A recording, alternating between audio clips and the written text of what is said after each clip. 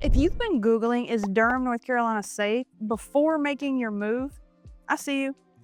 I'm going to give you the honest, data-backed answer that most videos skip right over. Hi, I'm Meagan Black, a real estate advisor at Triangle Home Sales, and I've been helping people buy and sell in Durham and the Triangle for years. By the end of this video, you'll know exactly how to research Durham's safety for yourself, what questions to actually ask, and what living here day to day really feels like. Let's get into it.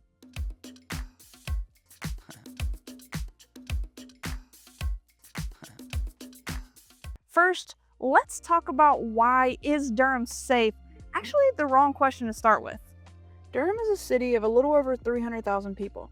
That's bigger than most people realize. And like any city of that size, whether we're talking about Raleigh, Charlotte, or anywhere else, safety varies enormously. It depends on where you are, what time of day it is, and what your lifestyle looks like. A better set of questions to ask is, which specific areas am I considering? What does the data say about those areas?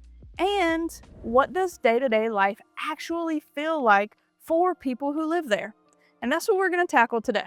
First off, I always encourage people to go straight to the primary sources rather than relying on rankings or lists that may be outdated or cherry-picked. Here are the 3 resources I point every relocation client to. Number 1, the Durham Police Department's Crime Dashboard. The city publishes publicly available crime data broken down by area and incident type. You can find it at the City of Durham's official website at durhamnc.gov. This is real, current data, not a third-party estimate. Number 2 is going to be the North Carolina State Bureau of Investigations. They publish annual crime statistics by jurisdiction across the entire state. This lets you compare Durham to other Triangle cities in an apples-to-apples way. Number 3, and this one most people overlook, actually visit the specific neighborhoods you're considering. Drive through in the morning, drive through in the evening, walk around if you can, talk to people at a local coffee shop or a local restaurant. No data set is going to tell you what it actually feels like to live somewhere better than spending time there in person. Now, one thing I can tell you from working in Durham every single day is this city has a huge range of neighborhoods, each with its own character, price, and feel. Downtown Durham and the Warehouse District have seen massive investment over the past decade. We have the American Tobacco Campus, the Durham Bulls Athletic Park, tons of restaurants and breweries.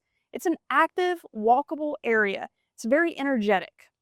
South Durham, areas like Hope Valley, South Point, and Parkwood, tend to feel more suburban.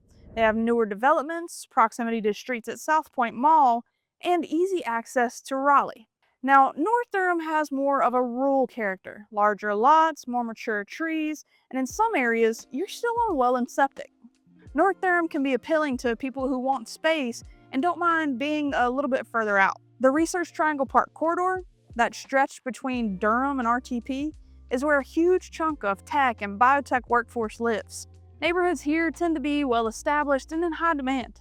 If you want to go deep on any specific neighborhood, I'd love to do a dedicated video. Drop it in the comments below and I'll add it to my list. I talk to buyers and sellers in Durham every week, and here's what I hear consistently from people who have made the move. Durham has a strong sense of community.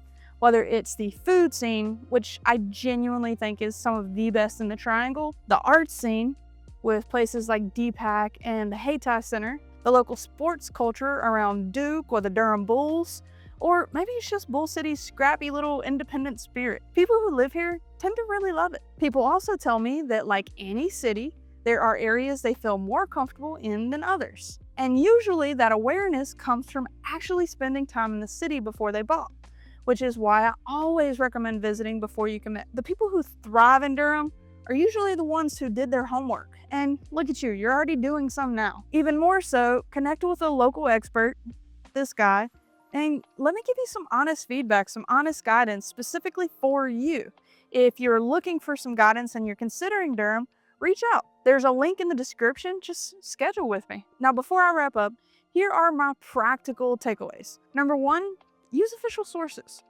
DurhamNC.gov and the State Bureau of Investigation give you real data, not fear-based headlines. Number 2, get neighborhood specific. Don't judge Durham as a whole. Research the exact zip codes and streets you're considering. Then, Number 3, visit in person. No video, including this one, is going to replace being there. Number 4, connect with locals. Nextdoor and neighborhood Facebook groups for specific Durham areas will give you an unfiltered, real resident perspective. Number 5, work with someone who knows the market. A local real estate advisor can save you enormous amounts of time by helping you focus your search on areas that actually fit your needs, your lifestyle, and your budget. If you are seriously considering a move to Durham or anywhere in the Triangle, I would love to be a resource for you. I offer free strategy sessions, no pressure, just a real conversation about what you're looking for and whether this area is a good fit for you. You can book directly using the link in the description. Takes about 30 seconds, and if you found this video helpful, hit subscribe because I post every week about living, buying, and selling in Durham and the Triangle. I'm Meagan Black, and I'm making things happen. I'll see you on the next one. Bye.